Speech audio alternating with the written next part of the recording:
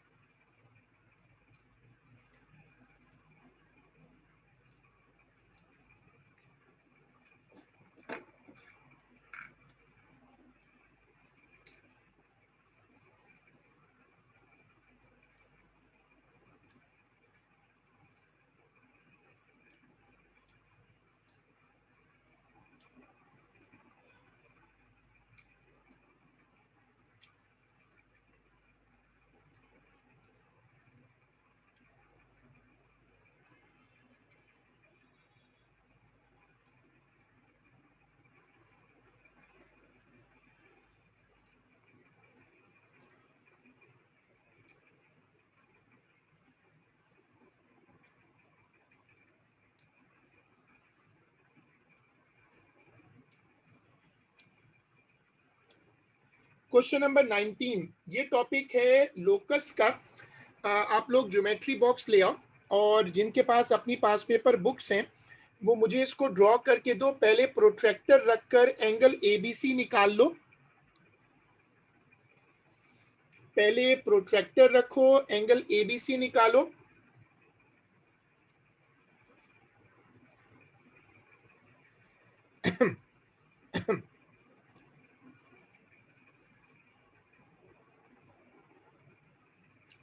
Construct the bisector of angle BAC. Construct the perpendicular bisector of AB. छोटी छोटी दो drawings हैं वो करके दे. बहुत छोटे छोटे दो पार्ट्स हैं. एक तो बाइसेक्टर बना दो बीएसी का, एंगल बाइसेक्टर, और दूसरा परपेंडिकुलर बाइसेक्टर बना दो किसका, एबी का. ये करे.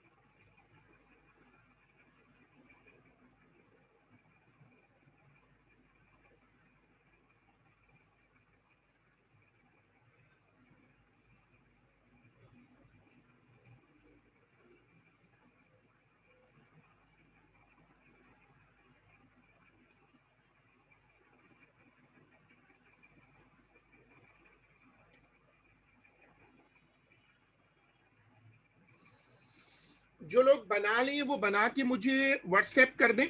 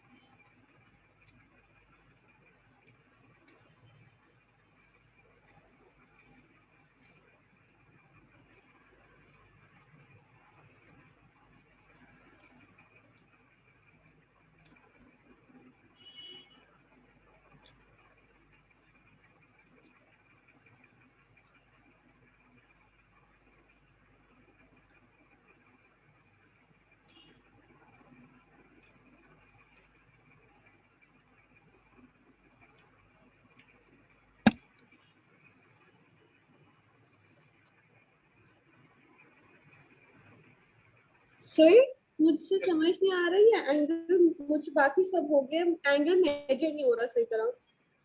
एंगल एबीसी निकाल लें आप। कंपास ए पे रखें, सॉरी प्रोट्रैक्टर यहाँ ए पे रखें और किसी एक लाइन पे कब प्रोट्रैक्टर को ले आए और दूसरी लाइन को मेजर कर लें। जब आप प्रोट्रैक्टर रखोगे तो या तो इस या तो इस वाली लाइन पे रख लो या इस वाली लाइन पे रख लो।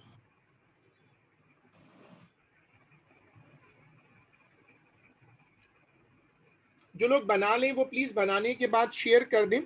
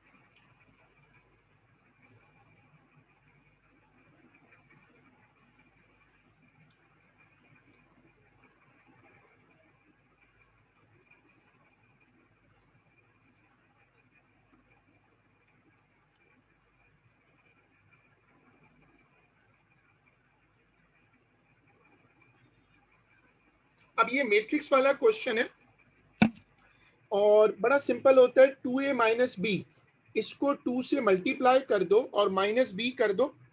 जो लोग वो ड्रॉ कर लें वो मुझे दिखा दें और जो कर चुके हैं और आगे जाना चाहते हैं वो इस वाले क्वेश्चन में आ जाएं।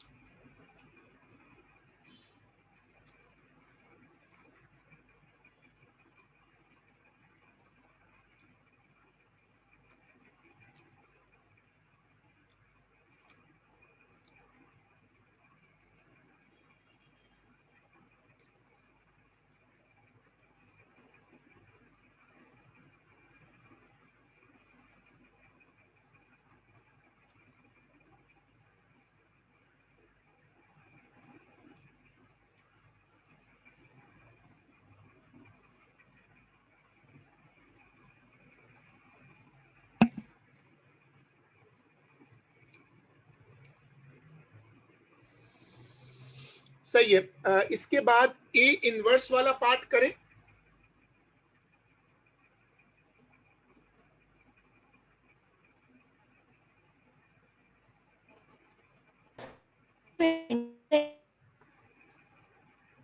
सॉरी, आवाज कट गई।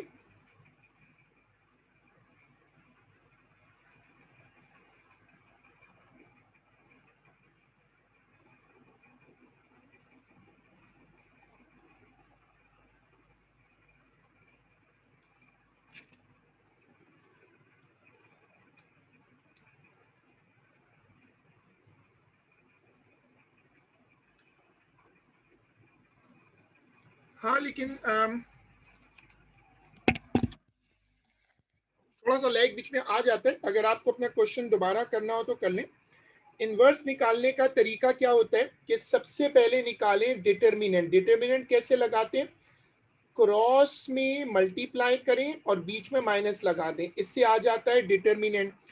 इनवर्स कैसे निकालते हैं? 1 upon determinant of A into adjoint of A. मैंने बताया था पहले एडजॉइंट कैसे निकालते हैं। ये वाली जो लाइन है उस पे नंबर चेंज कर दें और इस वाली लाइन पर साइन चेंज कर दें।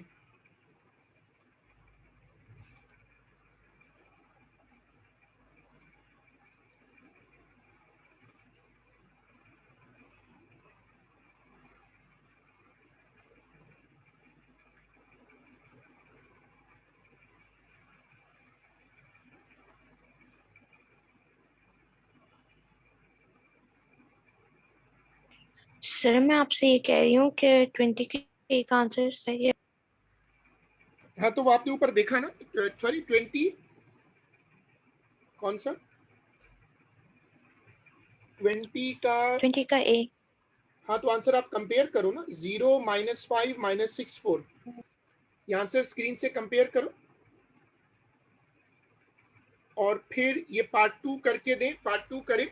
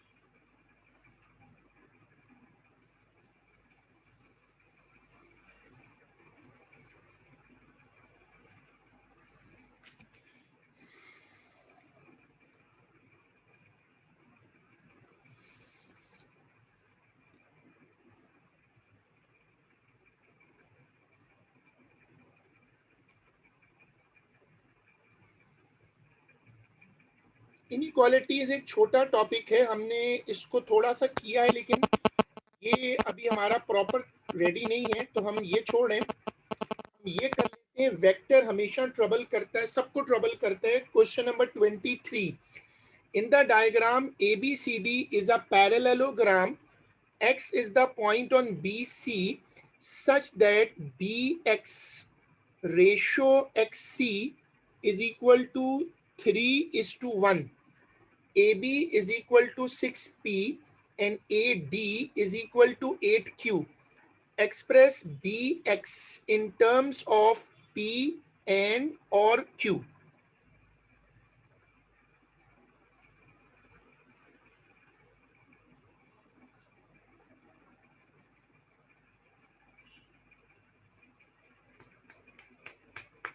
सब लोग पहला पार्ट शुरू करें।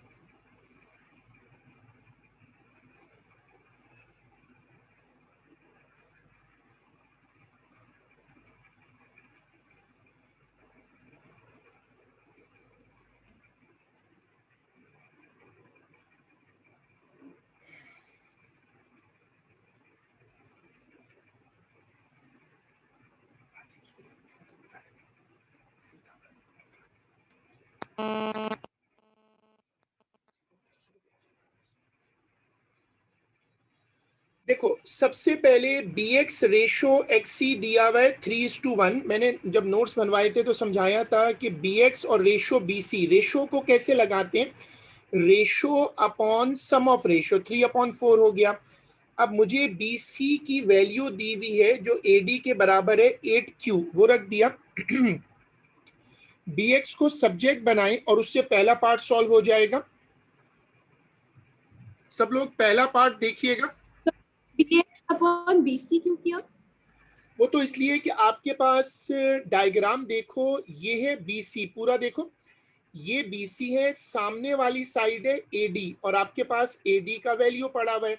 आपने जानबूझकर BC पूरा रखा क्योंकि आपके पास एक तरह से BC का वैल्यू था। अगर आप इस डायग्राम को देखो तो आपके पास BC का वैल्यू मौजूद है।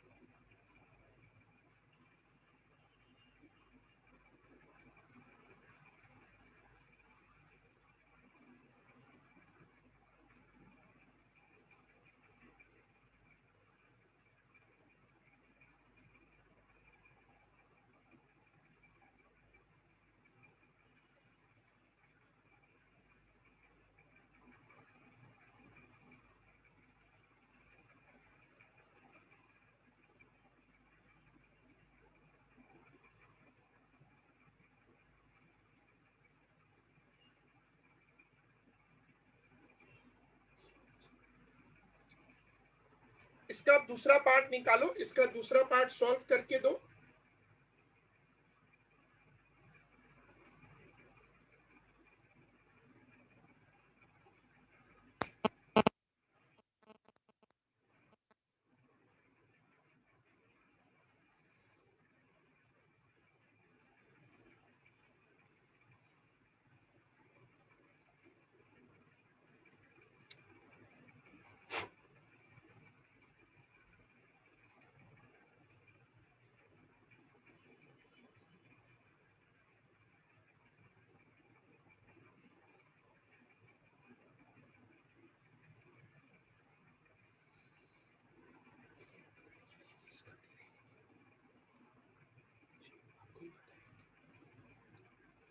Express AX in terms of P and slash और Q।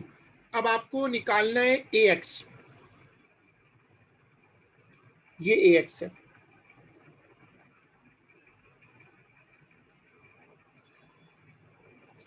अब ये ऐसा करते हैं, AB plus BX is equal to AX कर लेते हैं, वो जो हेड टू टेल रूल बनाते हैं ना उससे।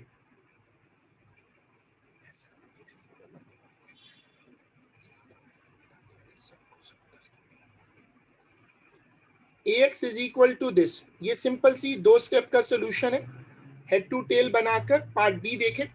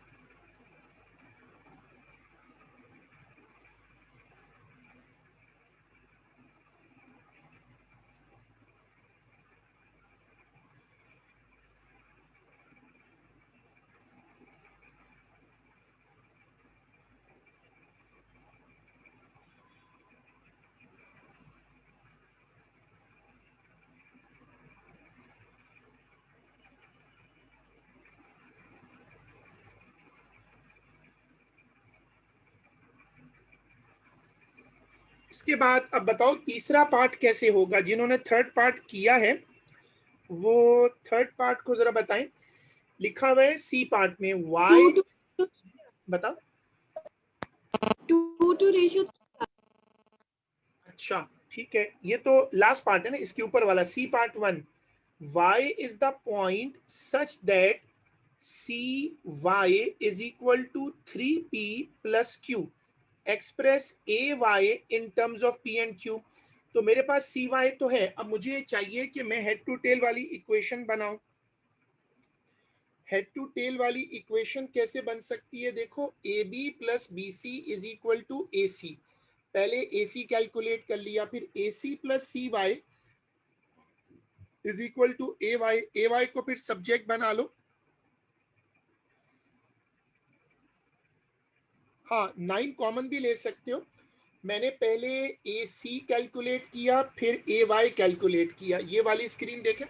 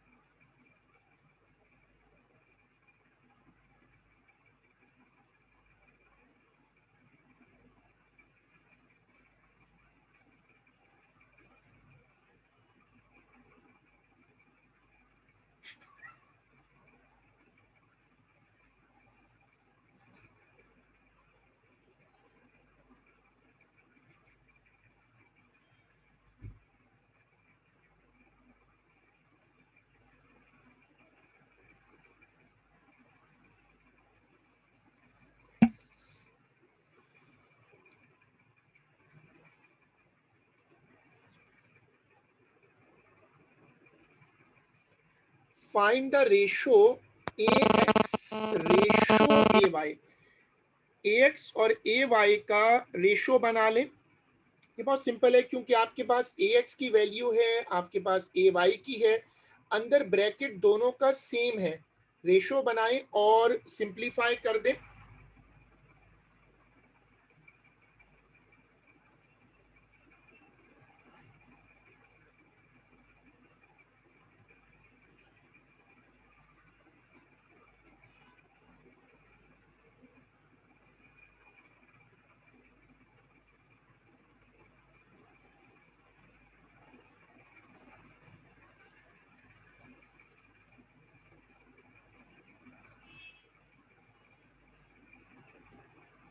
सर मैंने आपको एक रोटेशनल सिमेट्री की शेडिंग वाला क्वेश्चन दिया था ना, वो मेरा कॉन्सेप्ट क्लियर नहीं हो रहा, वो नियरली हर पेपर में आता है, आपको करा देंगे? वो मैंने उसका बताया था ना कि मेरे पास थोड़ा टाइम टेबल की वजह से मुझे याद नहीं रह रहा कि मुझे रोटेशनल सिमेट्री पर एक क्लास रखनी है। आप ग्रुप पे लिख दो, क्योंकि उसके बगैर शेडिंग वाले अन्य कोई क्वेश्चन, असल में उसके कुछ क्वेश्चन हमें पास पेपर के करने चाहिए। तो अब जैसे आज भी हमने क्लास रखी, फिर ये पेपर को गई, तो मैं अब चलो लिख लेता हूँ कि हमें एक क्लास करनी चाहिए रोटेशन सिमेट्री, सिमिलर फिगर, ये छोटे छोटे टॉपिक, हाँ, इस पर हमें क्लास सिमिलर करने। फिगर्स, शेडिंग वगैरह, रोटेशनल शेडिंग सिमेट्री तो की शेडिंग। मतलब अलग से कोई शेडिंग का मसला नहीं होता, वो एक मरतबा 6-7 क्वेश्चन हो जाए तो वो शेडिंग जो होती है फिर वो सही हो जाती है। क्योंकि शेडिंग में सिर्फ ये देखना होता है कि जब आप शेड कर देते हैं तो उसके बाद वो चीज़ कितनी मरतबा सुपर इम्पोज करेगी। सब लोग इसके बाद, ये पेपर तो यहाँ ख़त्म है, नवंबर 2018 का 1-1, आप लोग इसके बाद जो है,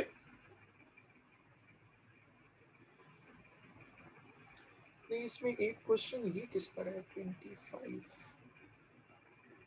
हाँ ये कर ले, सॉरी इसमें अभी एक क्वेश्चन है, क्वेश्चन नंबर 25, जिस टॉपिक का मैं अभी जिक्र कर रहा था, सिमिलर फिगर, ये क्लास 9th का टॉपिक है, बल्कि कुछ जगह तो 8th में भी होता है। तो इसी पेपर का क्वेश्चन नंबर है 25। जरा 25 रीड करें सब लोग, क्वेश्चन नंबर 25 रीड करें। Question number 25. In the triangle ABC, P and Q are points on AB and AC such that PQ is parallel to BC. ये पूरी लाइन आ गई। अब आपको कह रहे हैं फाइंड PQ, यहां से आपको निकालना है PQ। अब ये ऊपर एक ट्राइंगल बन रही है, छोटी ट्राइंगल है, और एक ट्राइंगल नीचे बन रही है, बड़ी ट्राइंगल है। बड़ी ट्राइंगल में इस साइड को जब तुम लोगे ना, तो रेशो लगाओगे तो बड़ी ट्राइंगल में ये चीज होगी 8। ये जो चीज होगी इसको तुम कर देना 8।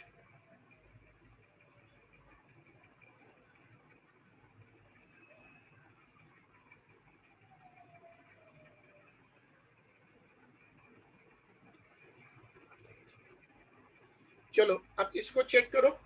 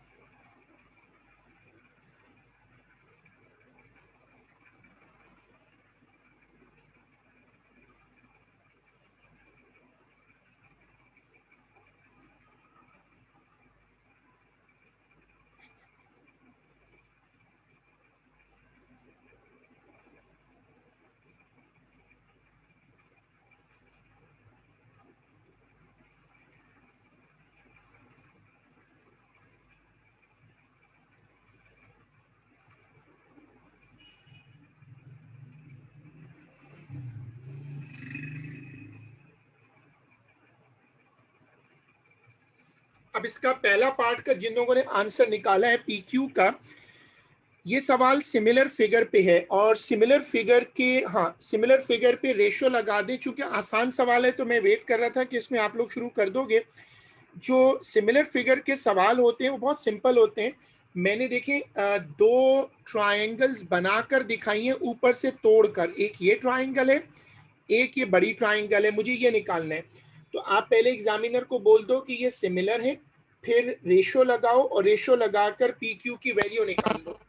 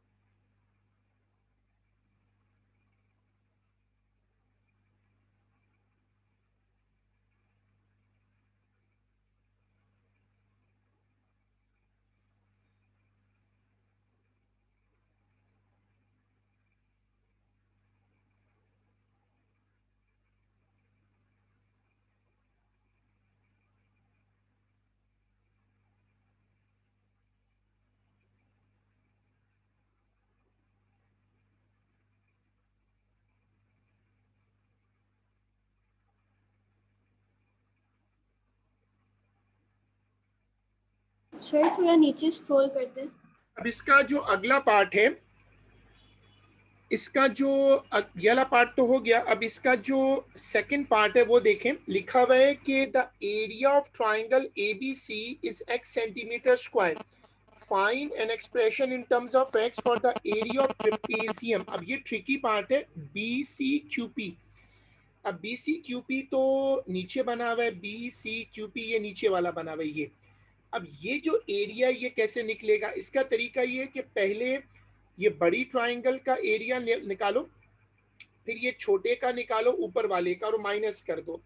अगर तुम्हें इस नीचे ट्रेपेजियम का एरिया चाहिए तो तुम इस बड़ी ट्राइंगल का एरिया निकालो, इस छोटी ट्राइंगल का एरिया निकालो और माइनस कर दो। अब ये कैसे होगा, सिमिलर फिगर में फॉर्मूला क्या होता है, A1/A2 is equal to L1/L2 का होल स्क्वायर, यानी स्क्वायर करके माइनस कर दो। तो आप इस बड़े एरिया में से इस छोटे एरिया को सब्ट्रैक्ट करो, लेकिन पहले रेशो लगाओ, स्क्वायर वाली रेशो लगा दो। देखो मैंने पहले क्या किया, A1/A2 is equal to L1/L2 का होल स्क्वायर, 3/8 का होल स्क्वायर, 9/64, और फिर आप उसको मैंने ABC का एरिया x सपोज कर लिया, और फिर आप उसको माइनस कर दो तो आपको एरिया मिल जाएगा उस ट्राइंगल का। वो उसने खुद बोला है कि इन टर्म्स ऑफ x रखना है, तो आंसर x में आएगा।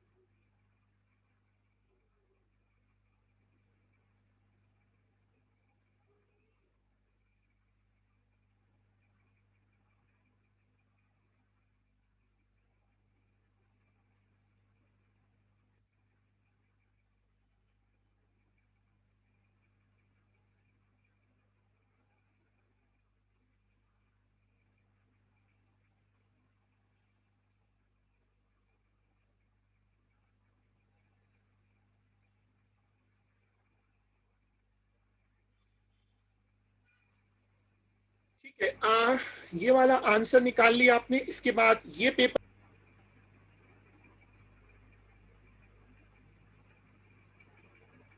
ठीक है, हम इसको फिर आज का काम यहीं तक रोक रहे हैं और हम इसको फिर इंशाल्लाह अगली क्लास में कंटिन्यू करेंगे। जो मेरी सुबह वाली क्लास होती है 9 बजे वाली, वो मैं कल नहीं करूंगा।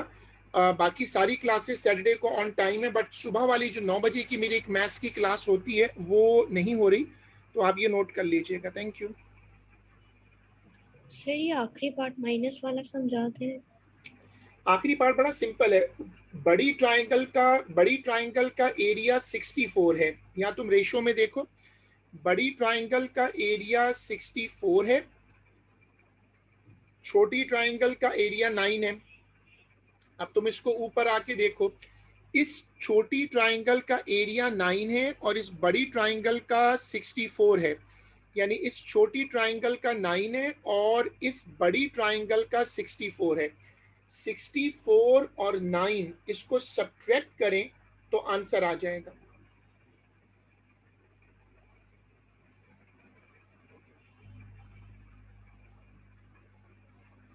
सिक्सटी फोर और 9 मैंने क्या किया, चूंकि मेरे पास तो ये आंसर x में था ना, तो मैंने फिर उसको इन टर्म्स ऑफ एक्स निकाला, तभी आपको यहाँ पर ये एक्स नजर आ रहा है, वरना ये डायरेक्ट माइनस हो जाता। लेकिन चूंकि मेरे पास तो दूसरा एरिया एक्स में था, तो मैंने क्या किया, फिर इसको इन टर्म्स ऑफ एक्स निकाल के माइनस किया ताकि आंसर एक्स में ही आए। ठीक है, अल्लाह हाफिज।